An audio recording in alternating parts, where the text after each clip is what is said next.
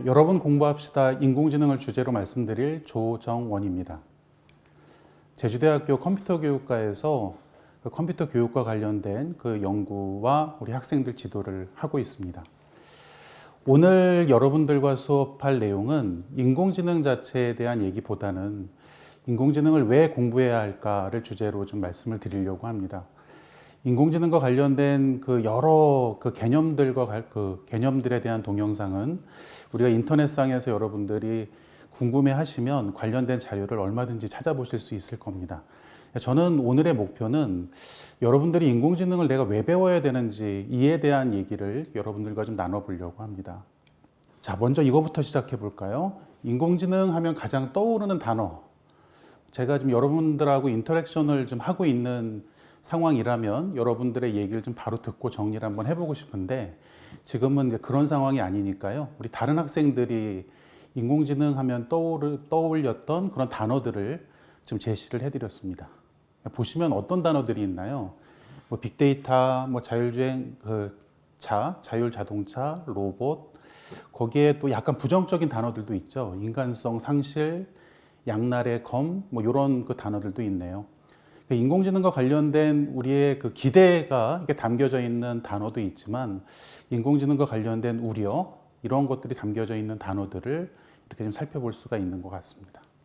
컴퓨터나 어떤 기계, 로봇이 지능을 갖고 있다면 지능을 갖고 있다라고 하는 판단을 뭘 가지고 하면 될까요?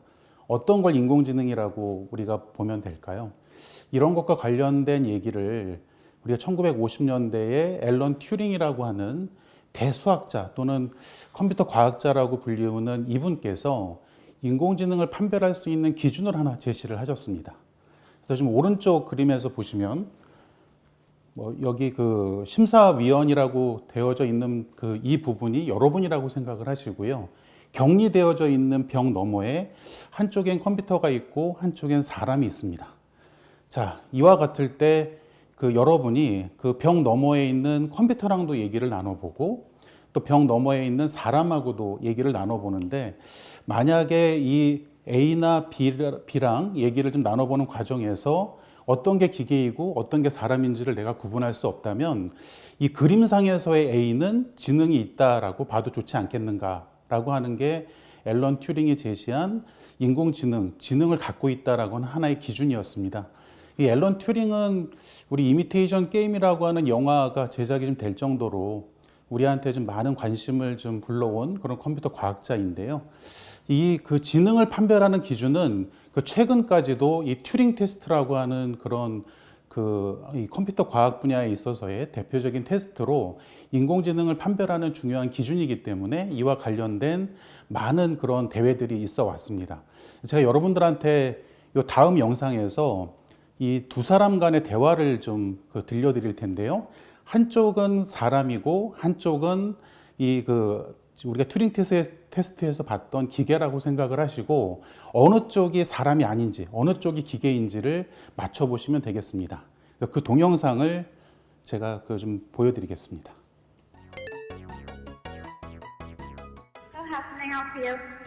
Hi, I'm calling to book a women's haircut for a client. I'm looking for something on May 3rd. Okay, we have at 10 o'clock. 10 a.m. is fine. Okay, what's her first name? The first name is Lisa. Okay, perfect. So I will see Lisa at 10 o'clock on May 3rd. 이것 역시도 여러분들의 직접 좀 답을 제가 듣고 싶은데 지금은 그런 자리가 아니니까요. 다른 학생들이 어떻게 답을 했는지를 좀 살펴보겠습니다. 그래서 대략 한 20명 정도의 학생들이 어떻게 대답을 했는지를 나타낸 표를 제가 좀 하나의 샘플로 들고 왔는데요. 1번이 사람이 아니다 라고 하는 게 한 7명, 2번이 사람이 아니다 라고 하는 게 한 13명, 또 둘 다 사람이 아니다 라고 하는 답도 5명의 그런 응답을 좀 보였습니다. 제가 이 응답에서 정답을 맞추는 거를 우리가 중요하게 좀 보려고 하는 게 아니라 이렇게 아까 튜링 테스트가 뭐라고 말씀드렸죠? 기계가 지능을 갖고 있는 기준을 가지고 앨런 튜링이라는 사람은 이게 기계인지 사람인지를 우리가 구분하지 못할 정도가 되면 그 기계는 지능을 갖고 있다라고 봐도 되지 않겠는가라고 하는 게 튜링 테스트의 어떤 그 조건이라고 말씀을 드렸습니다. 그러니까 지금 보시면 정확하게 우리가 이 두 사람의 대화를 듣고 한쪽이 사람이고 한쪽이 기계인 이 대화를 듣고 어느 쪽이 사람이 아닌지에 대한 구분을 우리가 좀 명확하게 딱 하고 있지 못한 상황인 거죠. 그러니까 제가 이게 지금 그 소개해드리는 영상이 우리가 인공지능이 어디까지 와 있는가라고 하는 걸 좀 보이기 위해서 우리가 둘 간의 어떤 대화 속에서 사람과 기계를 어느 정도로 구분하고 있는지를 좀 대표적으로 살펴볼 수 있는 그런 그 사례라고 볼 수 있겠습니다. 이 부분에 대한 답을 한번 확인을 해보도록 하겠습니다. So all is well to make you a haircut appointment on Tuesday between 10 and Let's say you want to ask Google to make you a haircut appointment on Tuesday between 10 and noon. What happens is the Google Assistant makes the call seamlessly in the background for you. So what you're going to hear is the Google Assistant actually calling a real salon to schedule the appointment for you. Let's listen.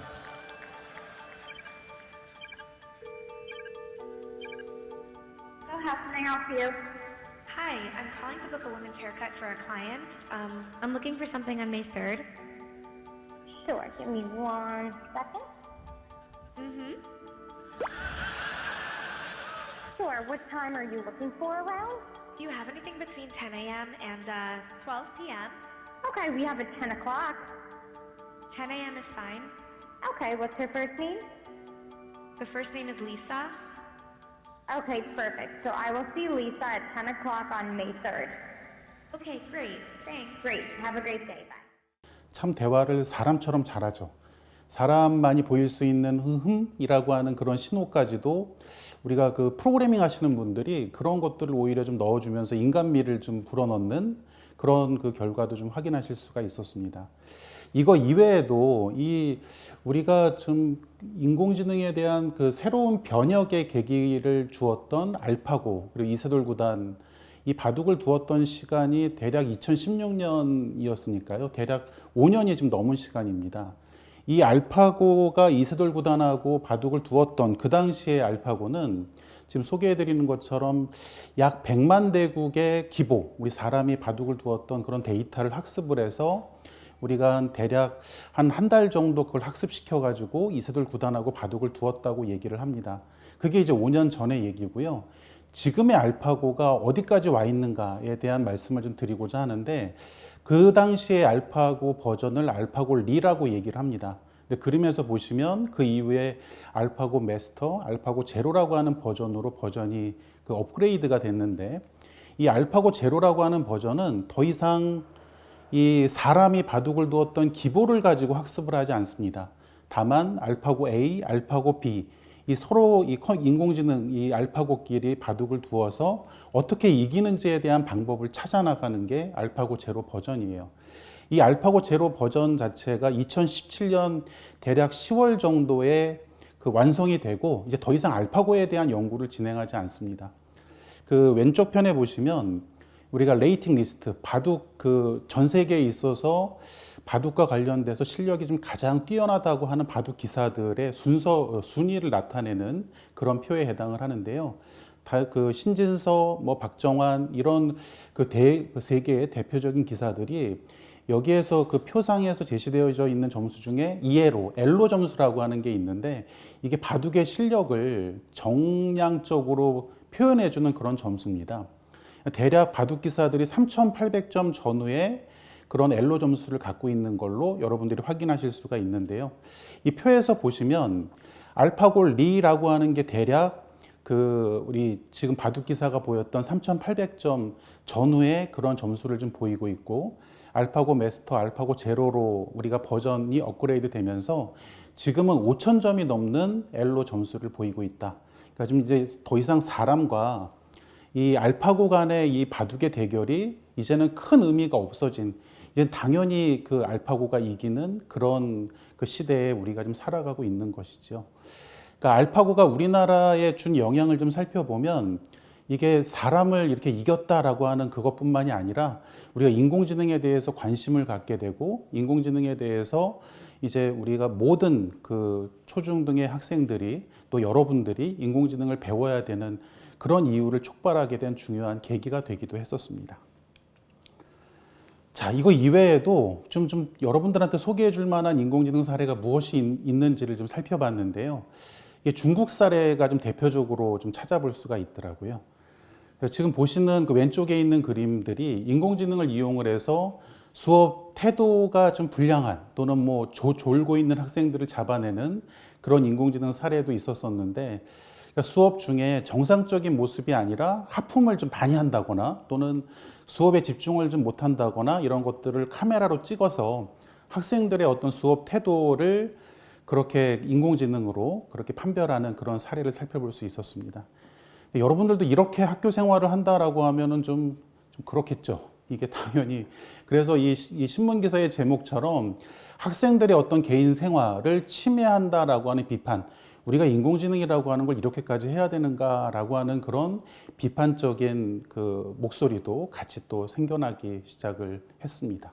오른쪽에 이렇게 밴드를 차고 있는 여학생은 이 밴드가 이 학생이 얼마나 집중하고 있는지를 그렇게 좀 나타내 줄 수 있는 밴드라고 해요. 그래서 이 학생들이 현재 얼마나 집중하면서 공부를 하고 있는지를 표현해 주는 또 집중도를 좀 높이기 위한 또 그런 측면으로도 사용되는 밴드라고 하는데 저도 그 여러분들한테 소개를 해 드리곤 있습니다만 이런 그 AI 사례들이 과연 여러분들을 위한 것인지에 대한 조심스러운 걱정은 또 해보게 됩니다. 근데 우리가 인공지능이라고 하는 게 이만큼 우리 주변에서 발전해 가고 있다라고 하는 걸 좀 살필 수 있는 하나의 예가 될 것 같고요. 자, 이건 인공지능이 소설을 쓴 사례를 한번 좀 찾아봤습니다. 그 화면 하단에 보시는 그 소설의 내용이 인공지능이 직접 작성한 소설 내용입니다. 한번 보세요. 그날은 구름이 드리운 흐린 날이었다부터 이렇게 문장을 쭉 쓰고 이렇게 그 소설을 작성을 하고 일본 내에서 지금 이제 일본 글씨가 있으니까 이게 일본 내에서의 인공지능 사례가 되고요. 이렇게 작성한 그 소설을 우리가 문학상에 공모를 했는데 문학상 공모전에 그렇게 좀 이 소설을 냈는데 1차 예심을 통과했다라고 하는 게 이렇게 신문 기사로 소개되어져 있는 사례입니다. 아까 그 문구를 보시면 이거 나보다 훨씬 더 소설을 좀 잘 쓰는데 라고 그런 생각이 좀 드신다면 인공지능이라고 하는 게 벌써 이제 그 정도 수준까지 이렇게 와 있다라고 볼 수가 있겠고요. 우리나라에서 최근에 KT 인공지능 소설 공모전 해서 우리가 인공지능으로 소설을 이렇게 좀 만들고 그거에 대해서 공모전하는 그런 대회가 생길 만큼 어떻게 보면 소설이라고 하는 거는 우리의 고유한 창작의 영역이라고 좀 봐왔었는데 이런 소설까지도 인공지능이 사람을 대체해서 그럴싸한 그런 또 소설을 만들어내는 그런 사례도 좀 살펴볼 수 있었습니다. 자, 제가 오늘 주제가 인공지능을 여러분들이 왜 공부해야 되는지를 좀 말씀드리고자 좀 했었었지요. 다시 한번 좀 상기하시면서 인공지능과 관련된 용어가 굉장히 많습니다. 우리 뭐 지금 소개해드리는 것처럼 머신러닝, 뭐 딥러닝, 코딩, 뭐 소프트웨어, 정보, 인공지능 다 비슷한 이런 용어들이 여러분들한테 이렇게 주어져 있는데 이 용어들 간의 어떤 관계를 좀 정리를 해보려고 합니다. 지금 보여드리는 표는 정답이라고 보기엔 좀 그렇고요. 컴퓨터 과학 분야에서 컴퓨터 과학을 기준으로 해서 이 컴퓨터 과학, 인공지능, 머신러닝, 딥러닝 요것들에 대한 관계를 좀 정리를 한 그림입니다. 그래서 우리가 인공지능이라고 하는 거는 컴퓨터 사이언스에서의 한 분야라고 볼 수 있고요. 또 기계학습, 머신러닝이라고 하는 것은 인공지능, 기계를 지능을 부여해서 사람처럼 흉내내거나 또는 사람이 뭔가 의사결정을 할 때처럼 기계가 그렇게 결정할 수 있게끔 만드는 여러 방법 중에 이 머신러닝이라고 하는 게 있는 거고요. 여러분들이 또 익히 많이 좀 궁금해하고 관심이 있는 딥러닝이라고 하는 거는 이 머신러닝의 여러 또 기계학습 방법이 있는데 그 중에 최근 각광받고 있는 지금의 인공지능의 성능을 이렇게 크게 향상시킨 대표적인 그 방법이라고 할 수 있는 딥러닝이라고 하는 게 머신러닝의 한 종류입니다. 이렇게 좀 그 관계를 규명할 수 있겠고요. 거기에 이제 정보, 소프트웨어, 인공지능이라고 되어져 있는 것들에 대한 혼란이 있는데 이 부분에 대해서도 좀 정리를 해보면 우리가 이 중학교 때 정보라고 하는 교과목이 지금은 2015 개정교육과정 이후부터 이제 2018년도부터는 이 중학교에서 우리가 필수로 정보 교과라고 하는 이름으로 가르치고 있습니다. 거기에 그 소프트웨어 교육, 인공지능 교육이라고 하는 기존의 정보 교육과는 좀 다른 명칭으로 우리가 교육을 좀 해왔는데 정보 교육의 틀 안에 지금 화면에서 보시다시피 소프트웨어 교육이라고 하는 게 있고요. 인공지능 교육이라고 하는 것도 별도의 교육이 아니라 정보 교육의 틀 안에서 또 이런 소프트웨어 교육의 틀 안에서 그걸 밑받침으로 두고 인공지능과 관련된 개념이나 원리를 학습하는 게 인공지능 교육이다라고 보시면 되겠습니다. 거기에 그림상에서 하단에 단순히 인공지능의 개념이나 원리 측면보다는 그런 만들어진 도구나 소프트웨어를 활용하는 교육, 또 인공지능을 타 교과, 타 분야와 융합하는 그런 교육들이 이렇게 또 같이 그림상에서 좀 여러분들이 이해하기 쉽게 좀 구분을 해서 좀 제시를 해드렸습니다. 이 그림은요, 우리가 오해하기 쉬운 거, 인공지능이라고 하는 게 그만큼 아까 여러 사례를 놓고 봐도 여러분들한테 이렇게 좀 큰, 이젠 우리 이렇게 변하겠구나라고 하는 기대를 불러일으키는 그런 측면이다 보니까 기존의 정보교육이나 소프트웨어 교육을 뭐 심지어는 안 해도 되고 인공지능 교육만 받으면 되는 거 아니야? 라고 생각하는 그런 분들이 또 꽤나 많이 늘어났더라고요. 좀 제 입장에서는 좀 걱정이 되는데 인공지능 교육이라고 하는 건 아까 우리가 그 컴퓨터 사이언스, 컴퓨터 과학, 그 다음에 인공지능, 그 다음에 머신러닝, 그 다음에 딥러닝을 말씀드렸듯이 인공지능이라고 하는 것 자체는 이런 소프트웨어, 정보라고 하는 것을 밑받침으로 튼튼히 갖고 있을 때 인공지능이라고 하는 걸 더해서 우리가 우리 생활의 편안 또는 우리 생활에 도움을 줄 수 있는 그런 문제 해결, 그런 그 시스템들을 만들어낼 수가 있는 겁니다. 그래서 인공지능 교육 자체가 독립적으로 이루어진다는 것은 적어도 우리가 계속 인공지능의 발전을 놓고 보면 이전에 상상치 못했던 것들을 지금 우리가 경험하고 있기 때문에 미래의 어느 순간에는 인공지능만 배워서 우리가 모든 컴퓨팅과 관련된 문제를 해결할 수도 있겠습니다만 적어도 현재 그리고 또 우리 상당 부분의 어떤 시간까지는 먼저 소프트웨어 교육을 튼튼히 한 다음에 이런 인공지능 교육을 하는 것이 중요하다라고 하는 말씀을 꼭 좀 드리고 싶습니다. 자, 그러면요, 이런 정보를 정말 왜 배워야 하는가라고 하는 걸로 좀 좁혀서 말씀을 좀 드려볼게요. 여러분들이 정보를 배워야 되는 이유, 대부분은 그냥 정보 교과가 교육과정에서 필수로 하라고 하니까 그런 과목이 정해지고 시수가 정해지고 선생님이 이제 수업 시간에 들어오셔가지고 정보를 가르치는 경우가 많이 있었죠. 여러분들이 이걸 왜 배워야 되는지도 좀 아는 게 중요하다고 보는데요. 자, 우리 인공지능, 이런 컴퓨팅 같은 것들이 자동화가 되면 우리한테 어떤 영향을 주는가라고 하는 걸 소개해주는 다음 동영상을 잠깐 확인해 보겠습니다. 우리나라 전체 일자리의 43%가 인공지능으로 대체될 위험이 큰 것으로 분석됐습니다. 통신 서비스 판매원과 텔레마케터 등이 인공지능으로 대체될 가능성이 가장 높았고 영양사와 의사 등은 가장 낮았습니다. 김원배 기자입니다. 미국의 온라인 판매 업체인 아마존이 지난 1월 일반인들을 대상으로 영업을 시작한 무인 가게인 아마존고입니다. 스마트폰을 찍고 들어가서 쇼핑을 한 후 물건을 들고 유유히 나가면 됩니다. 인공지능의 딥러닝, 즉 심화학습 기술 등을 활용해 무인 점포를 구현한 탓에 매장에서 계산원이 사라졌습니다.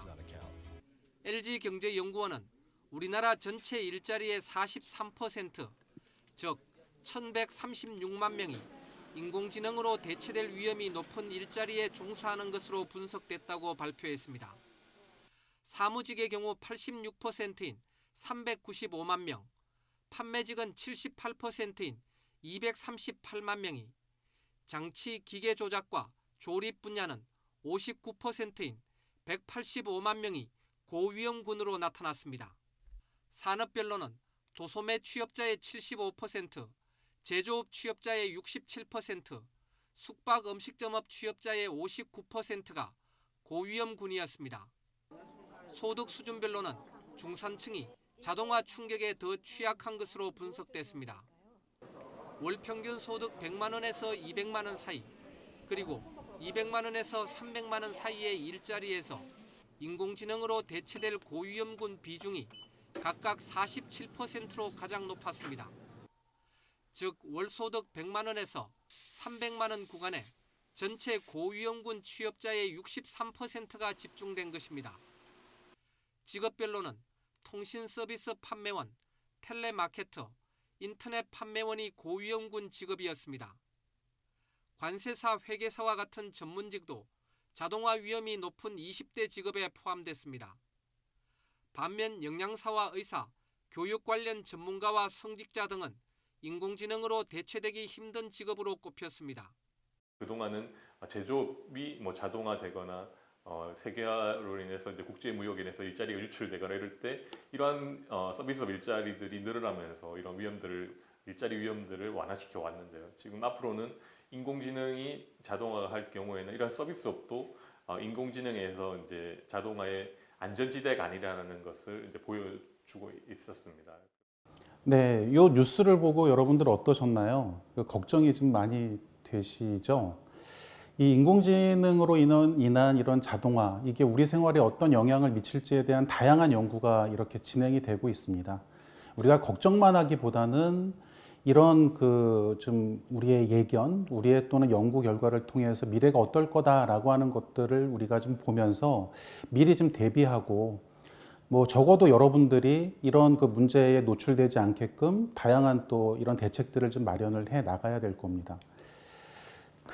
이런 얘기들을 많이 합니다. 지능정보사회, 앞으로 인공지능이라고 하는 것들이 우리 사회에 더 많은 영향을 미치게 되는 이런 지능정보사회에 적응하기 위해서 우리 또 제 입장에서 여러분들한테 무엇을 준비시켜야 될까? 내가 무엇을 전달해야 될까? 이런 질문에 대부분의 답들을 정리해 보면 이렇습니다. 로봇이 대체하기 어려운, 지능을 가진 로봇이 사람을 대체하기 어려운 우리만의 고유한 인간의 영역을 찾아서 그런 걸 특화시키는 게 지능을 가진 로봇하고의 협업, 경쟁하는 시대에 우리가 적응하는 하나의 방법이 될 수 있다. 자, 여기서 이걸 좀 주목을 해보죠. 로봇이 대체하기 어려운. 아까 뉴스 동영상에서도 보시면 어떤 거는 직업이 곧 없어질 거라고 예측을 하고 있고요. 어떤 거는 끝까지 더 오랜 시간 동안 이 직업이 유지될 거다라고 그렇게 좀 소개하는 동영상 내용을 좀 봤었는데, 로봇이 대체하기 어렵다라고 하는 게 우리가 전통적으로는 아까 소설처럼 뭔가 창작의 영역, 우리 사람만이 할 수 있는 그림을 그리고 소설을 쓰고 이런 부분들로 얘기를 해왔다가 최근에 이런 로봇들, 지능을 가진 로봇들이 소설도 쓰고 입상도 하고 그림도 훨씬 더 훌륭히 그려내는 이런 과정 속에서 로봇이 대체하기 어렵다는 게 무엇인가라고 하는 의미를 좀 생각을 해볼 필요가 있을 것 같습니다. 자, 이 부분을 좀 살피기 위해서 결국은 인공지능이라고 하는 우리가 AI에서 가장 중요한 것도, AI의 심장이라고 하는 것도 결국은 컴퓨팅이다. 이 계산, 이 컴퓨팅이라고 하는 것의 힘이 우리가 인공지능을 좀 더 지능적으로 보이게 하는 가장 중심이 되는 힘이다라고 볼 수 있다는 겁니다. 자, 그걸 좀 말씀드리기 위해서 여러분들한테 퀴즈 하나를 드릴게요. 이 퀴즈 보시고 우리 유튜브 댓글이든 정말 여러분들이 5초 이내에 이 답을 맞추셨다면 제가 여러분들의 소원을 제가 진이가 돼서 그렇게 들어드리도록 하겠습니다. 문제를 드릴 테니까 5초 이내에 한번 맞춰보세요. 네. 5초 지났습니다. 이 정확한 답을 만약에 맞추셨다면 그런 계산기나 이런 걸 쓰지 않고 제가 여러분들의 소원을 좀 들어드린다라고 말씀을 드렸는데, 그럴 만큼 이런 복잡한 계산식을 사람이 직접 5초 이내에 정확한 답을 맞춘다는 것은 거의 어려운 일이죠.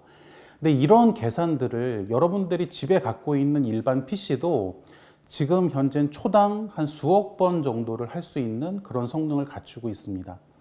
좀 우리가 직접적으로 보면 지능을 가진 로봇, 컴퓨터가 우리보다 더 잘할 수 있는 것 중에 가장 대표적인 게 지금 보시다시피 이런 복잡한 계산들 또는 미분, 적분, 우리가 수식에 대한 알고리즘을 만들고 그걸 컴퓨터에 의해서 수행시키면 사람보다 훨씬 더 잘 해내는 건 우리가 좀 당연하게 살펴볼 수 있는 부분인 것 같아요. 자, 아인슈타인이 이런 얘기를 했습니다. 컴퓨터하고 사람 간의 관계에서 컴퓨터라고 하는 거는 사람에 비해서 계산, 이런 부분들이 놀랍게 빠르고 정확하지만 사람이 알고리즘을 작성을 해서 일을 시키지 않으면 일을 못할 만큼 대단히 멍청하다. 근데 사람은 컴퓨터에 비해서 그런 계산이나 이런 거는 좀 느리고 부정확할 수 있지만 우리가 여러 가지 일을 처리하는 데 있어서 맥락을 이해하고 훨씬 더 합리적인 그런 선택을 할 만큼 대단히 똑똑하다. 근데 좀 제가 여러분들한테 말씀드리려고 하는 건 이 세 번째 문장이에요. 이 컴퓨터 또는 AI 또는 우리가 이런 그 뭐 알고리즘, 뭐 컴퓨터 과학, 정보, 소프트웨어라고 부르든 이런 것들과 사람이 힘을 합치면 상상할 수 없는 힘을 갖게 된다는 거죠.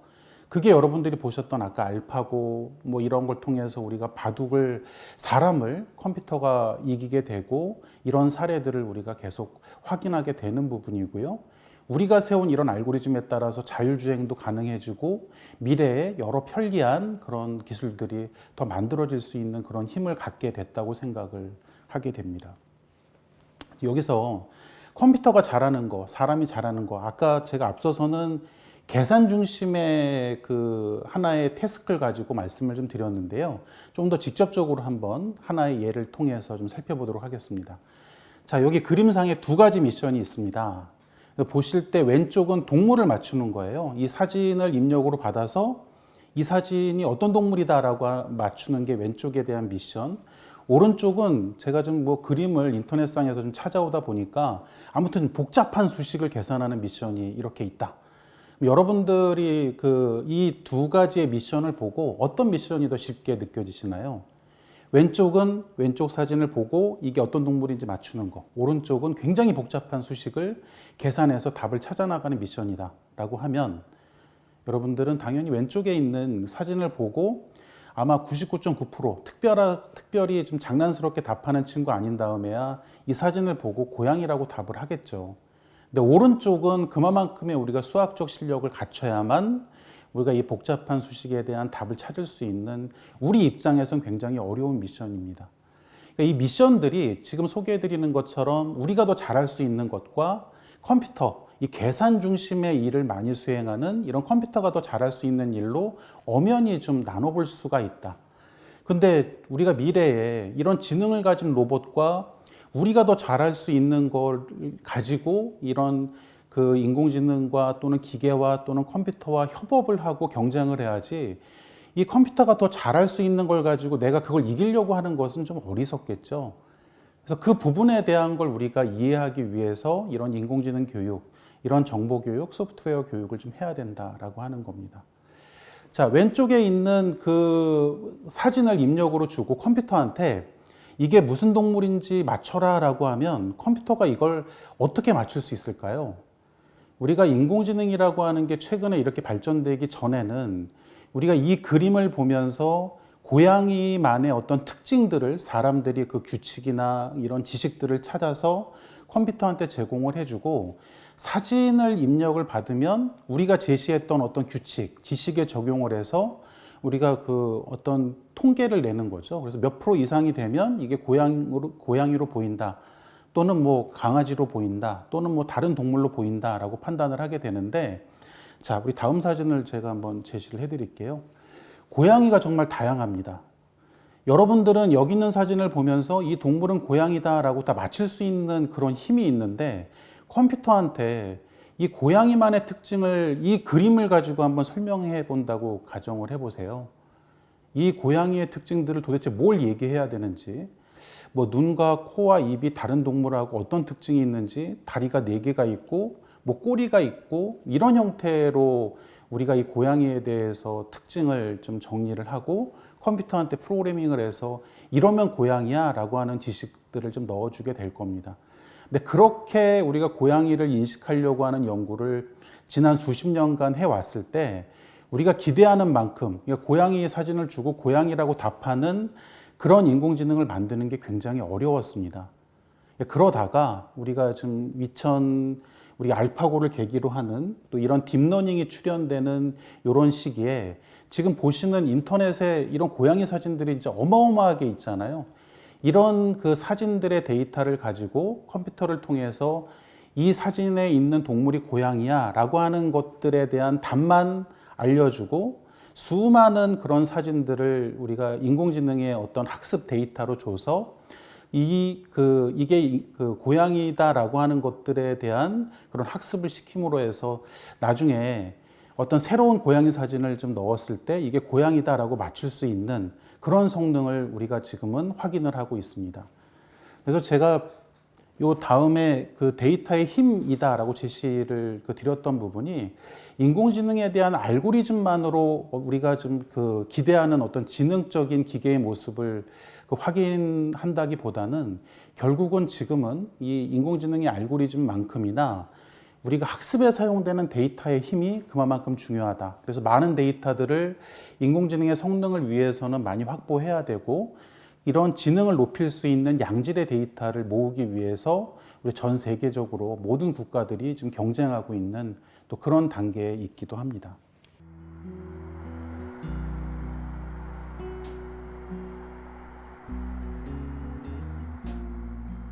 The primary education system in most of the countries around the world. They're doing a wonderful job of turning out the kinds of workers that we needed 100 years ago.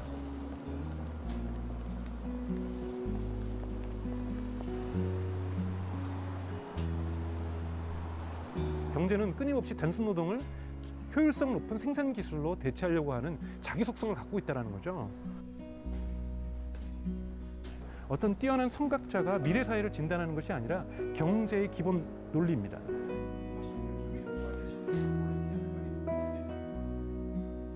Over and over again, we saw these examples of science fiction becoming reality. This is some kind of new regime.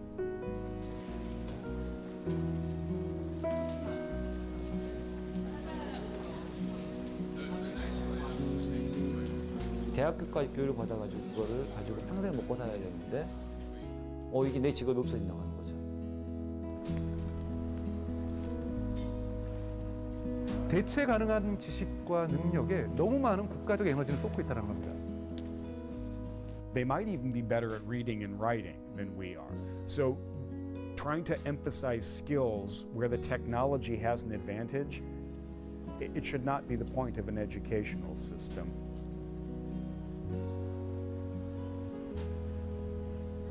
We have robots for that now. 로봇이 더 잘할 수 있는 것을 우리가 교육의 목표로 삼아서는 안 될 것이다. 로봇이 더 잘할 수 있는 게 읽고 쓰고 세마는 우리가 그동안 강조해왔던 그런 3R 교육이라고 지칭을 합니다.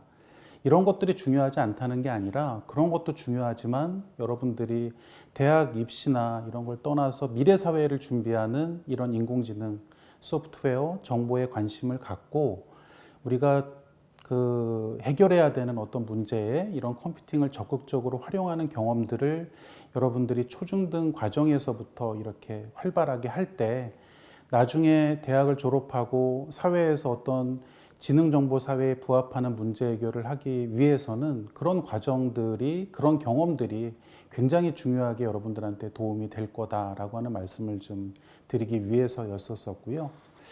OECD의 슐라이어 교육국장이라는 분이 어느 날 이런 인터뷰를 했습니다. 우리 아이들한테 코딩 교육은 필요 없다. 말하는 말씀하셨던 맥락을 좀 들여다보면 지금의 코딩 교육, 우리가 파이썬을 배우고 스크래치를 배우고 이런 교육들이 지금의 초, 중등에 있는 학생들이 사회에 나올 때 더 좋은 도구와 더 좋은 프로그래밍 언어들이 만들어질 텐데 이거 스크래치를 배우고 파이썬을 배우고 이런 교육이 과연 뭐가 필요하겠느냐라고 하는 말씀이셨어요. 저도 그 말에는 동의를 합니다. 근데 이분이 하시고자 했던 얘기는 그런 코딩 교육을 말씀하시는 게 아니고 앞장 슬라이드에서도 좀 소개해드렸던 컴퓨팅 사고력이 중심이 되는 교육, 컴퓨팅 사고력의 함양을 더 중요하게 보는 그런 CT 교육이 되어야 된다라고 하는 걸 강조하는 그런 의미셨습니다. 즉 우리가 특정한 어떤 언어나 언어의 문법에 집중할 게 아니라 이 컴퓨팅 이런 우리가 인공지능 이런 것들을 통해서 문제 해결을 어떻게 하게 되는지에 대한 경험들, 그런 사고를 해나가는 과정이 우리가 이런 인공지능 교육, 소프트웨어 교육을 할 때 더 중요하다라고 하는 부분을 강조하신 의미로 그렇게 이해를 하시면 되겠습니다. 모두를 위한 그런 컴퓨터 사이언스 교육, CS 교육이 미국 그 샌프란시스코에서는 어떻게 하고 있는지를 좀 소개했던 그런 자료입니다. 여기서 보시면 좀 몇 가지 주목할 점이 이런 CS 교육을 이 프리 킨더 같은 우리 보면 우리나라야 만 3세, 4세 그 유치원 이전의 영유아 교육에 해당되는 요때부터 좀 시키는 게 좋다라고 하는 얘기도 좀 했었었고요. 왜 우리가 컴퓨터 사이언스를 가르치고 배워야 되는가라고 하는 몇 가지 이유를 제시를 했는데 마지막 부분에 보시면 형평성에 대한 이슈를 제기하고 있습니다. 이 컴퓨터 사이언스를 배우고 안 배우고에 대한 차이, 즉 인공지능이나 이런 소프트웨어, 정보 교육을 받은 그런 그룹과 그렇지 않은 그룹들 간의 이 디지털 격차가 나중에는 어떤 소득에 대한 격차, 사회에서의 어떤 빈부 격차 등등으로 이루어지는 그 많은 사례들을 미리 좀 예견하고 있는 건데요. 이 형평성 이슈로 제기하고 있는 그 층을 보면 우리가 좀 여성도 좀 제기를 하고 있고요.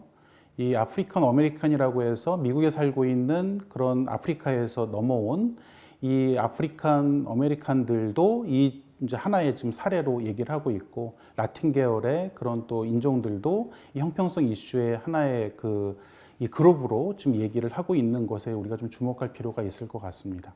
즉 지금의 우리 인공지능 교육, 소프트웨어 교육은 우리가 디지털 격차 관점에서도 공교육에서 누구나 다 배워야 되는 그런 교육 측면으로 이해를 해야 된다라고 볼 수가 있겠고요. 그만큼 또 강조가 되어져야 되는 부분인 것 같습니다. 최근에 우리나라에서 그 국제 컴퓨터 정보 소양 비교 평가 그 결과를 좀 놓고 보면 우리나라도 그 읍면 지역에 있는 학생들이 중소도시에 있는 학생들보다 이런 디지털 그 컴퓨터 정보 소양에 관련된 어떤 점수가 좀 낮고요. 또 이 중소도시보다는 대도시의 아이들이 좀 더 높은 점수를 얻는 그런 결과를 직접 좀 확인을 하기도 했었습니다. 즉 지역의 어떤 격차가 이런 컴퓨터 정보 소양의 격차로까지도 이어지는 이런 현상들을 우리가 분명히 좀 주목을 해야 될 것 같고요. 여러분들도 내가 어디에 있든 인터넷만 좀 연결되어져 있다면 우리가 충분히 공부할 수 있는 환경이 되기 때문에 이런 그 컴퓨터 정보 소양 또는 인공지능과 관련된 그런 역량들 이런 것들을 키우기 위한 노력을 앞으로 더 계속해 나가야 될 것 같습니다.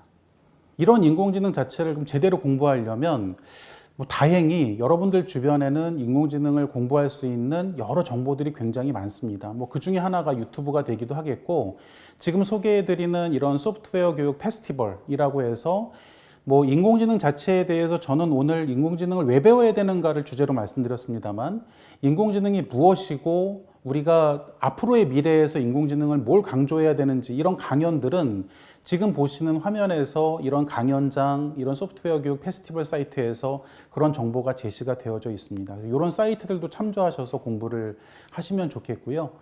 그리고 소프트웨어 중심사회라고 하는 포탈에서 인공지능과 관련된 좋은 교재와 좋은 자료들이 굉장히 많이 있습니다. 여러분들의 수준에 맞게 관심 있는 교재와 교육 자료들을 구하셔서 공부를 하셔도 도움이 되겠고요. 이건 네이버 커넥트 재단의 소프트웨어야 놀자라고 하는데 가보시면 이 인공지능에 대한 기본적인 개념부터 머신러닝, 딥러닝 이런 것들이 무엇인지에 대해서 소개해주는 이런 교육 자료들이 또 준비가 되어져 있습니다. 그러니까 지금 이럴 만큼 우리가 인공지능에 대해서 공부할 수 있는 자료들이 인터넷상에서 무궁무진하게 있기 때문에 여러분들이 마음을 내가 이걸 왜 배워야 되는지만 여러분들이 이해하신다면 이제 일정 부분의 시간을 투자를 해서 우리가 중학교, 고등학교 때 정보 교과를 통해서 인공지능 기초라고 하는 그런 그 교과를 통해서 인공지능을 배우는 것과 함께 여러분들이 부가적으로 이런 그 컨텐츠들을 통해서 더 얼마든지 공부를 좀 해나갈 수 있을 것입니다. 제가 좋아하는 그림이 하나 있습니다. 이거 우리나라 디자이너가 세계 디자인전에 출품해서 그 상을 받은 요 디자인인데요. 이렇게 군인이 지금 장총을 가지고 들고 있는 이 모습을 이 전봇대에다가 한 바퀴 이렇게 휘감으면 총구가 다시 그 군인을 향하게 되는 요 그림이에요. 제가 이 그림을 여러분들한테 제시하는 이유는 우리가 인공지능의 발전만 주목해서 계속 이런 윤리적인 고려라든지 또는 우리가 좀 더 우리를 안전하게 그렇게 좀 만들 수 있는 그런 고려를 하지 않는다면 이 인공지능이라고 하는 총구가 언제든지 이 디자인처럼 우리의 그 뒤를 이렇게 겨누는 이런 상황을 우리가 초래할 수 있다. 그래서 이걸 항상 그 생각을 하고 인공지능과 관련된 공부를 하면서도 여러분들이 윤리적인 측면을 항상 고려를 해야 되고, 인공지능 교육과 인공지능 윤리 교육이 따로 있는 게 아니고 결국은 인공지능 윤리라고 하는 측면이 같이 가미된 인공지능 교육, 인공지능에 대한 공부가 그렇게 이루어질 수 있도록 우리 스스로 좀 챙겨야 될 것 같습니다. 네, 오늘 강의를 들어주신 우리 모든 학생들께 감사드리고요. 인공지능 자체에 대해서 여러분들이 좀 더 관심을 갖고 내가 왜 인공지능을 공부해야 되는가를 생각해 볼 수 있는 그런 시간이 되었기를 바랍니다. 감사합니다.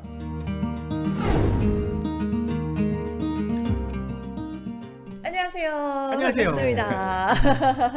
대한민국 교육기부 박람회 보이는 라디오 콘텐츠이면서 유튜브 참았어영의 구독자님들 그리고 여러 시청자분들과 함께하는 공부하는 프로그램 공부합시다. 또 이렇게 문을 열었습니다. 세상에서 제일 재미있는 공부 프로그램이죠. 맞아요. 공부하면 지루할 줄 알았는데 제가 공부합시다 올 때마다 공부가 재밌더라고요.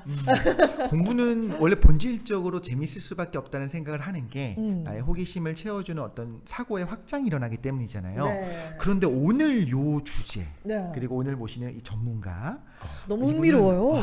제가 원래 제일 좋아하는 부분입니다. 제일 좋아하는 주제고 정말요? 지금 시작하기 전에 팍 여쭤봤잖아요. 그래서 이따가 이제 소개를 드릴 때 네. 어떻게 알게 되고 제가 어떻게 불렀는지 말씀을 드리도록 하겠습니다. 좋습니다. 네. 지금 비공개님께서 새로운 게스트 분 막 이렇게 하셨는데 네. 맞습니다. 지금 저희 현장에 또 새로운 얼굴이 또 함께하고 계신데요. 네. 약간 수줍게 웃고 계신데 오늘의 전문가님 네. 또 소개를 드리도록 하겠습니다. 네, 우리 직접 독실님께서 또 이렇게 인연이 닿으셔서 어렵게 모신 분이거든요. 네네네. 네, 한번 직접 소개를 부탁드립니다. 제가 바로 저희가 오늘 할 내용이 많기 때문에 바로 그냥 소개를 드리고 바로 본론으로 좋을 것 같습니다. 우리 이우주 교수님은 이우주 교수님이십니다. 그래서 스페이스. 그 이메일이 스페이스예요. 정말요? 그런데 여러분의 생각과 다르게 놀랍게도 네. 그 천체물리학부 교수님은 아니시고요. 네. 지금 중앙대 전기전자공학 네, 맞습니다. 교수님이십니다. 저희가 법무부 산하에 그 법무자문위원회라고 있어요. 네네. 거기에 이제 위원이 돼갖고 저희가 올해 이제 처음 만났는데 제 옆자리에 계셨어요. 근데 교수님이 말씀하시는 내용들을 들어보니까 이분을 모셔서 나중에 인공지능 연구하고 계시니까 기회가 되면 인공지능에 관한 강의를 좀 들었으면 좋겠다 생각했는데 되게 좋은 기회가 또 펼쳐진 거예요. 너무 좋네요. 그래서 정말 전문가를 모시고 우리가 네. 교수님께 한번 인공지능 너무 궁금한 거 많잖아요. 너무 많아요. 사실 또 하나 들었는데 네. 교수님이 자동차에 관심이 많으시던데. 혹시 차봤어요 구독자신가요? 네, 열심히 구독하고 있습니다. 얼마 전 댄스. 그것만은 안 보시길 바랐는데. 네네. 정말 감사합니다. 지금 막 댓글창에도 또르떼님이 저도 AI 좋아합니다라고 얘기도 해주시고 김청환님께서는 테슬라 막 이렇게 남겨주시기도 했거든요. 네, 그렇죠. 우리가 앞으로 오늘 할 이야기에 정말 많은 또 대화가 담겨되지 않을까 생각을 하는데요. 저희가 과학기술에 대한 이야기를 여러 담론에 지금 나누고 있는데 오늘의 주제가 AI 인공지능이잖아요. 맞습니다. 사실 이 AI 인공지능 미래를 생각할 때 도저히 뗄래야 뗄 수 없는 가장 핵심이 아닌가 뭐 이런 생각도 들어요. 그렇죠. 가장 핵심인 것 같아요. 또 4차 산업혁명이라는 말이 거의 유행처럼 모든 분야에서 활용되면서 그리고 전 국민이 AI에 대해서 알게 된 거는 사실 이미 식상해진 그 이름 알파고 때부터 시작했다고 할 수 있죠. 그런데 어떻게 보면 이제 우리도 이미 많은 이야기를 했기 때문에 어떤 거다 뭐 정의 정도는 알고 있는데 현주소 어디까지인가라든가 지금 우리가 근시일 내에 어떻게 될 것인가 그리고 미래에 어떻게 될 것인가에 대해서는 좀 잘 모르는 경향들도 있는 것 같아요. 그 부분에 대해서는 좀 오늘 이야기해보면 어떨까라는 생각이 들기도 합니다. 우리가 그 알파고 사건을 겪었던 때가 2016년이란 말이죠. 그죠? 벌써. 그러니까 벌써 네. 5년 전이에요. 맞습니다. 그죠? 근데 그때 너무 네. 충격받았던 게 이 AI가 인간을 이긴 거예요, 사실. 그죠? 예, 맞습니다. 인쇄돌 구단을. 네. 그래서 그때 진짜 이제 우리가 일자리도 다 없어지고 AI에 지배당하겠구나 뭐 이런 생각도 네. 들면서 네. 앞으로 진짜 세상이 변하겠다 했는데 지난 5년 동안 네. 사실 저는 이렇게 뭔가 눈에 띄게 와, 막 세상이 달라졌어 예. 이런 건 그렇죠. 사실 모르겠거든요. 네. 교수님 어떻게 보세요? 정말 요즘에 그 AI라는 단어가 뭐 홍수라고 할 정도로 많이 홍수. 나오고 있는데요. 그렇죠. 저는 개인적으로 AI 제 주변에 AI 공부하시는 분들 뭐 저를 포함해서 많은 사람들이 근데 AI가 과연 어느 단계인가라고 물어보면은 맞아요. 다들 아직 시작도 안 했어라고 얘기를 하는 단계입니다. 그래요? 이게 정책인 게 아니라 네. 아직 그 능력치를 다 보여주지도 않았다 뭐 요건가요? 네, 그거를 이제 좀 생각을 해보면은 지금 나와 있는 AI라고 우리가 불리는 것들은 네. 그 뉴럴 네트워크라고 하는 1950년도에 사실 만들어진 이론을 기반으로 지금 이제 뭔가 어플리케이션들이 만들어지고 있는 건데요. 개념들이요? 네, 뉴럴 네트워크? 네. 뉴럴 네트워크. 이 AI가 이제 몇 단계가 있는데 거의 1세대 AI가 그 뉴럴 네트워크 기반의 인공지능이라고 부르거든요. 근데 이게 아까 말씀드린 것처럼 벌써 수십 년 전에 이론은 이미 다 끝났고 그 당시에 처음 나왔을 때도 야 이거 뭔가 되겠구나 하면서 시작을 했는데 당시 나와서 한 뭐 몇 년도 인기를 못 끌었던 것 같아요. 금세 없어지고 있다가 이제 사람들 뇌에서 좀 잊혀질 때쯤 그게 이제 요즘이 돼서 알파고가 나오고 그러면서 이제 다시 붐이 일어나고 있는 건데요. 제가 뭐 제 소개를 잠깐 하면은 저는 인공지능을 그 소프트웨어와 하드웨어 중에서 하드웨어 그러니까 인공지능을 만드는 역할을 하는 사람이거든요. AI 영화 보셨죠? 네. 그런 거 만드는 건가요, 그럼? 정확히는 AI라는 것 자체가 이 반도체라는 걸로 우리나라가 제일 잘하는 게 반도체잖아요. 맞네요. 그래서 반도체를 하는 사람이고 반도체로 이제 AI를 어떻게 만들까라고 하는 입장인데요. 네네. 이 반도체를 하는 사람들의 입장에서 보면은 알파고가 뭔가 이 센세이션을 일으켜서 AI 붐이 일어난 건 맞는데 지금 AI가 뭔가 이렇게 되는 게 50년 전, 60년 전께 지금 되고 있는 이유는 뭔가 하면 굉장히 명확합니다. 뭐죠? 그냥 반도체가 충분히 그 당시 때 만들어졌던 이론을 이제 구현할 수 있는 단계가 됐기 때문에 5, 60년이 지나서야 이제 만들 수가 있는 상황이 된 거죠. 그러면 이게 그 투 트랙을 어떻게 봤을 때 하드웨어, 소프트웨어가 있잖아요. 소프트웨어가 하드웨어보다 발전이 훨씬 빠르고 하드웨어는 훨씬 뒤처진다. 뭐 이렇게 해석을 해도 되는 걸까요? 그거는 조금 어려운 질문을 해주셨는데요. 소프트웨어 전에 아까 말씀드렸던 것처럼 진짜 수학으로 막 이렇게 쓰는 그 수식으로 되어 있는 이론이 있는 거고 이제 그 이론을 소프트웨어로 만드는 건데 그 소프트웨어는 결국 하드웨어에서 이렇게 돌아가는 거거든요. 돌리려면. 그래서 소프트웨어와 하드웨어는 같이 발전을 하고 있다라고 보시면 될 것 같습니다. 그때 그 알파고 같은 경우에 뭐 경우의 수가 엄청 많은 몇 수를 내다본다라고 했는데 그걸 위해서 그러니까 슈퍼컴퓨터를 동원한 이런 컴퓨팅 파워가 필요했다. 그럼 이론적으로 당시에 1950년에는 좀 약간 정리를 한번 해볼게요. 맞는지 한번 해주세요. AI라고 하는 거는 말 그대로 인공지능이잖아요. 그럼 지능을 가진 존재는 사람이지. 그럼 사람의 어떤 네트워크, 요 뉴럴 네트워크, 요거를 빗대서 비스무리하게 사람을 쫓으면 되겠다라고 이론적인 걸 완성해놨는데 생각보다 사람의 신경세포가 너무 많고 간극도 많고 그 시냅스도 많고 하다 보니까 이걸 구현하려면 당시에 뭐 애니악 수준의 컴퓨터로는 도저히 불가능하니까 이건 언젠간 되겠지 하고 이제 묻어놨고 그 이후에도 분명히 갤러그라든가 뭐 여러 가지 게임들이 있어요. 그것도 다 인공지능이 들어가 있죠. 그거는 이런 그 뉴럴 네트워크 기반이 아닌 다른 방식으로 인공지능을 구현을 했었다는 거죠. 맞습니다. 그런데 최근에 이제 알파고 때부터 확 핫하게 뜬 게 뭐냐면 네. 이제는 어느 정도 컴퓨팅 파워가 네, 맞습니다. 확보가 됐으니까 네. 바둑이라고 하는 한정된 주제에 대해서 정도는 네. 이제 사람을 이길 수 있을 정도로 우리가 네. 이제 리소스를 거기다 갖다 부은 거죠. 예, 맞습니다. 그러면 제가 드리고 싶은 질문 아주 날카로운 겁니다. 네네. 교수님. 뾰족한 두근거리는데요. 것 같은데요. 네. 5년 동안 뭐 하신 겁니까? 왜 연구를 안 하셔갖고 그 이후에 눈부신 그 네. 하드웨어가 발달해서 네. 이미 집사 버틀러가 있어야 되는 거 아닙니까? 아, 네, 역시 네. 그 소문대로 날카로우신 질문을 하시는군요. 근데 제가 정리한 거는 일단 맞다고 볼 수 있을까요? 예, 맞습니다. 정확하게 정리를 해주셨고요. 네. 이 반도체 관점에서 사실 이제 AI가 발전이 돼서 지금 붐을 일으키고 있는 건 반도체가 그만큼의 어떤 그 발전이 있었고 컴퓨팅 파워를 지원하기 때문인데요. 네. 안타깝게도 지금의 반도체가 사실 한계에 도달했다는 말이 있습니다.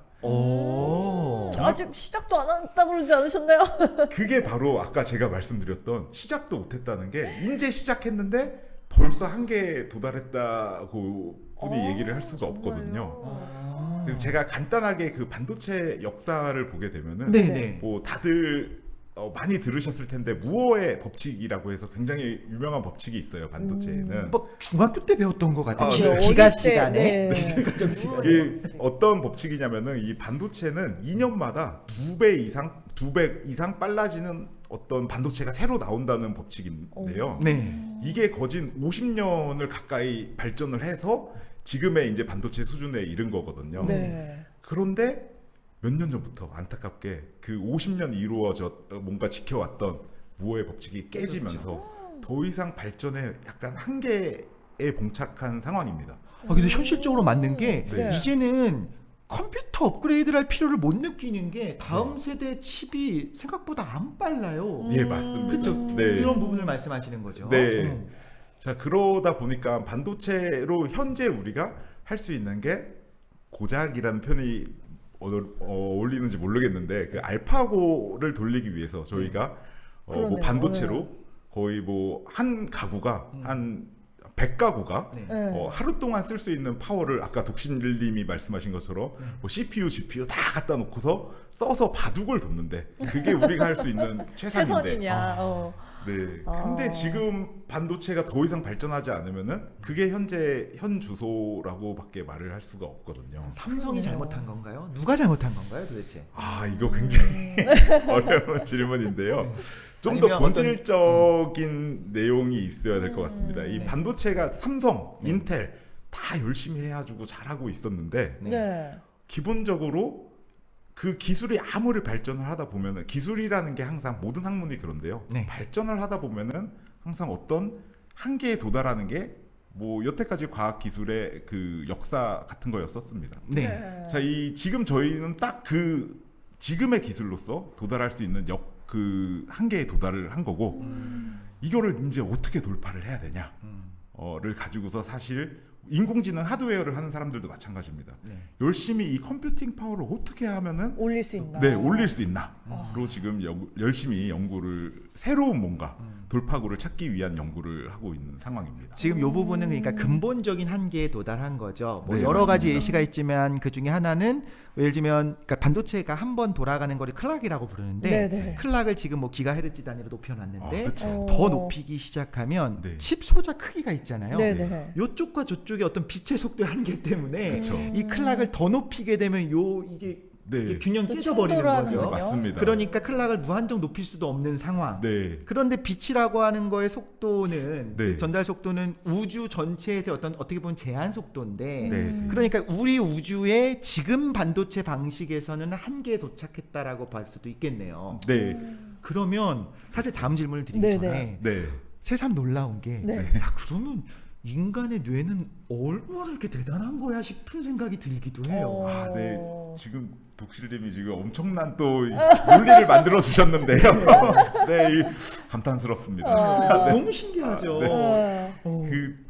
지금 굉장히 중요한 논리와 이론을 짚어주셨는데 칩이 지금 이제 반도체가 한계에 도달한 게 정확하게 말하면 클락스를 아무리 올리다 보면요 칩이 결국은 타버리거든요. 결국 너무 많은 전력을 소비를 하게 되면서 만들었는데 딱 칩을 키는 순간 아무것도 안 되고서 그야말로 번아웃 된다고 해서 타버리게 됩니다.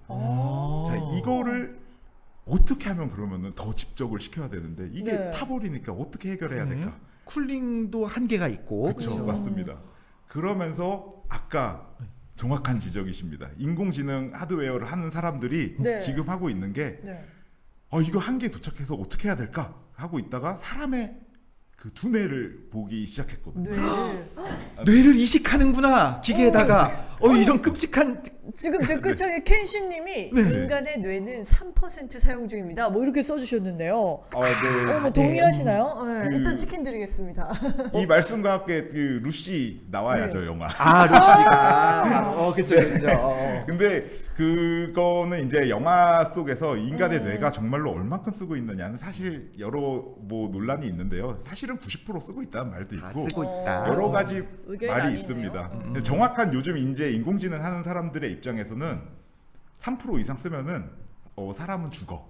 라고 얘기를 합니다. 과부하가 걸리는. 네, 과부하가 걸려가지고 이렇게 사람이 학습을 한다는 게 어떻게 하면 덜 에너지를 쓰면서 뭔가를 할까를 사실 우리가 커가면서 배우는 거거든요. 그렇죠. 뇌에서. 네, 뇌에서 자체적으로 나 죽기 색깔, 싫으니. 소리, 이 모든 형태 이런 것들을 사실 이제 인지심리학자들 이런 분들이 볼 맞습니다. 때는 우리가 형상으로 기억하고 기억도 재구성을 하고 이런 것들이 있는데 마찬가지로 차파소 형님 입장에서 생각해 보면 우리가 항상 레드존을 치면서 항상 풀 악셀로 출발하고 항상 레드존 치면서 달리다 보면 과부하가 걸리게 되겠죠. 그렇죠, 맞습니다. 근데 이제 그러면은 이 놀라운 인간의 두뇌를 물론 이용한 매트릭스 같이 그런 세상이 오는 걸 연구하는 건 아니잖아요. 그래서 알고 보니 그 중대 랩에 들어갔더니 막 뇌가 거기다 전극 심어놓고 이건 아니잖아요. 컴퓨터만 두드리고 있습니다. 도대체 이거를 파해할 방법이 있는 건가요?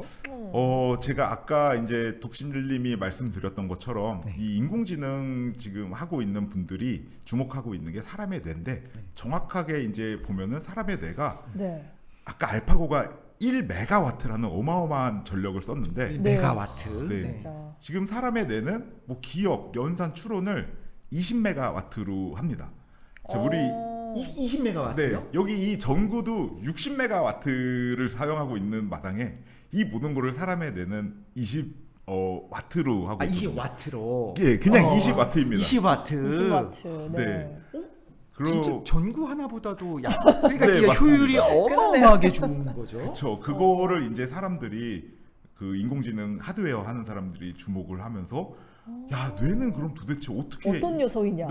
이게 이제 뭔가 컴퓨팅의 한계에 도달한 우리를 뭔가 이끌어줄 뭔가 메시지다. 20와트 막 그러면서 이제 사람의 뇌를 뭔가 반도체로 한번 옮겨오자. 라는 시도를 요즘에 하고 있고요. 그걸 이제 좀 뉴럴 네트워크랑 다른 표현으로 뉴로모픽이라는 뉴로모픽이라는 이제 표현을 쓰면서 우린 뉴럴 네트워크가 달라. 우린 인간의 뇌야. 그러면서 이제 사람들이 뭐 요즘 이제 최신 인공지능을 연구하는 사람들은 다 이쪽으로 몰려 있다고 생각하시면 될 것 같습니다. 근데 지금 댓글창에 보니까 이승진님께서 일론 머스크가 하는 뉴럴링크가 실제로 만들 수 있는 것인가요?라고 주셨는데 일단 치킨 드리고 싶고요. 지금 말씀하신 거랑 연관이 되는. 저도 갑자기 딱 그 뇌 얘기를 딱 하시니까 그 일론 머스크가 2016년이었나요? 그죠? 그때 이제 뉴럴링크라는 스타트업을 만들면서 우리 이제 뇌를 연구하겠다. 그러니까 뇌와 컴퓨터를 결합시키겠다. 막 이런 얘기하면서 지금까지 진행을 해오고 있어요. 이거랑 뉴로모픽 동의를 한 건가요? 굉장히 좋은 질문을 해주셨고 뭐 이 인공지능을 얘기하면서 그 머스크 형을 뺄 수는 없잖아요. 호영호지 않은 관계죠. 머스크가 그때 저보다 형인지는 모르겠는데 형이죠. 형입니다. 근데 그 뉴럴링크 굉장히 핫한 이슈고 이거는 뉴로모픽이랑은 조금 다른 게요. 뉴로모픽은 인간의 뇌를 반도체로 옮기자는 거고 뉴럴링크는 인간의 뇌에 반도체를 연결하자는 링크 말 그대로 뜻입니다. 이게 사실 일화가 뭐 이런 썰이 있는데요. 그 일론 머스크도 이렇게 얘기를 했다고 해요. 그 뭔가 언젠가는 우리가 결국 AI가 계속 발전을 하면은 인간과 AI는 필연적으로 싸울 수밖에 없는 건데 뭔가 이제 뭐 터미네이터 그런 식으로 네. 인간이 지금 싸우면은 이런 식으로 발전하면은 필패야. 그러니 우리는 차라리 이 기계의 힘을 뭔가 뇌에다가 옮겨가지고 뭔가 이 좀 강화를 해야겠다. 인간을 강화해야겠다. 하면서 이 뉴럴 링크를 만들었다는 그 말이 있는데 맞는 접근법인 것 같고 정확하게는 어쨌든 지금 뭐 뉴럴 네트워크 1세대의 어떤 컴퓨팅 파워가 한계에 도달한 거는 맞고 이거를 돌파할 방법을 여러 가지에서 찾고 있는데 뉴럴 링크도 그 중에 하나의 어떤 돌파구로서 가능성이 있다라고 저는 생각합니다. 뇌 연결하는 거니까. 네. 근데 이 타이밍에 우리가 다 같이 살짝 그 반성을 하고 가야 될 필요는 있는 것 같아요. 네. 그 알파고는 1메가와트의 전력을 썼는데 네. 우리는 지금 20와트 네. LED 전구 하나 키는 정도로 그거를 이렇게 낭비하고 있구나 이독실아. 너는 왜 이 고효율의 그 칩을 가지고서 너 뭐 하고 있니? 라는 생각을 하면서 살짝 반성을 하게 됩니다. 네. 반성하시죠? 저는 뭐 요즘에 많이 반성하고 하는데 제가 인간의 뇌를 이제 뉴로모픽을 하게 되면은 그 어쩔 수 없이 뉴로 사이언스라는 거를 이제 저도 공부를 해야 되거든요. 저는 이제 반도체만 평생 했는데 뇌에 대한 사이언스 보니까 이건 정말로 사이언스다. 인간이 달라 보입니다. 진짜 위대한가요? 정말로 그 뉴로사이언티스트들을 보면은 뭔가 그 뉴로사이언스 하는 사람들의 어떤 바이블 같은 책이 있다고 해요. 이 3,000페이지 정도의 책인데 그거를 읽으면은 여태까지 이제 뉴로사이언티스트들이 모아놓은 사람의 뇌에 대한 연구 결과를 알 수가 있는데 3,000페이지면 그럴만하네요. 되게 두껍네. 3,000페이지. 근데 그걸 다 읽고 나서 딱 하면은 그래도 아무것도 아는 게 없구나. 뇌에서가 결론이라고 하더라고요. 그 약간 현자들이 겪는 거잖아요. 공부를 하면 할수록 알게 되는 거 딱 하나. 내가 아는 게 별로 없구나. 이런 거 약간 그런 느낌 같기도 한데. 제가 전기전자과 출신이에요. 그러니까 제가 이제 뭐 학부 졸업할 때쯤 되면 전기전자 이제 내가 다 알아 했는데 이제 전기전자과 이제 교수님 입장에서는 사실 우리 근데 오히려 교수님 말씀하시는 거는 야 우리가 아는 건 없어 이렇게 맞습니다. 하는 거 보니까 역시 변은 익을수록 고개를 숙이는 거예요. 근데 지금 가을 집사님께서 인간의 뇌는 내가 아무 생각 없는 상황에서도 여러 일을 하고 있어요. 소화를 시킨다거나 몸의 항상성을 유지한다거나 이것만으로도 엄청난 CPU 용량이 필요한지도요. 이렇게 얘기를 해주셨는데 그 말씀해주신 대로 이제 1세대 어떤 인공지능의 그런 한계를 극복하기 위해서 뉴로모픽이라는 그런 뉴럴링크 이런 연구들이 계속되고 있는 건데 그럼 인공지능의 끝판왕, 그러니까 AI의 진짜 끝 그게 바로 뉴로모픽이라고 보시는 건가요? 그 연결해서 질문 주시면 왜 그러냐면 그러니까 제가 봤었던 책들을 보면 지금의 컴퓨팅 파워를 극복하기 위해서 이제 양자 컴퓨터를 연구한다. 이 뭐 IBM이나 구글이나 이런 데서 나온다.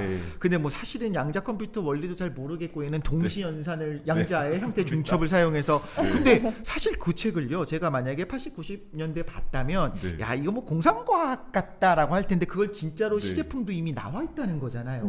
얼마 전에 구글에서 발표를 했죠. 그렇죠. 그런 걸 보면 그 뭐 양자 컴퓨터 쪽으로 우리가 미래를 봐야 되는 건지 아니면 어떤 인간의 신경망을 흉내내는 쪽으로 봐야 되는 건지 교수님이 연구하시는 부분과 별개로 지금 이 추세, 학자들의 추세는 어떻게 보고 있나요? 지금 이제 말씀해 주신 게 퀀텀 컴퓨팅인데요. 퀀텀 컴퓨팅. 뭐 이름도 어렵습니다. 이름도 굉장히 멋있죠. 근데 퀀텀. 맞아요. 퀀텀만 들어가면 뭐 첨단의 느낌이 나죠. 그렇죠. 그래서 이제 퀀텀답. 네, 맞습니다. 사실 그건 이제 가져다 붙인 거죠. 퀀텀이 멋있어 보이니. 이게 이제 퀀텀 컴퓨팅이 이제 요즘에 가장 핫한 이슈기도 하고 이미 인공지능을 하던 사람들은 어쩌면 답을 알고 있는 것 같아요. 뭐가 인공지능의 궁극으로 갈 수 있는 길인가? 라고 하면은 많은 사람들이 퀀텀이 답이다라고 얘기를 하는데요.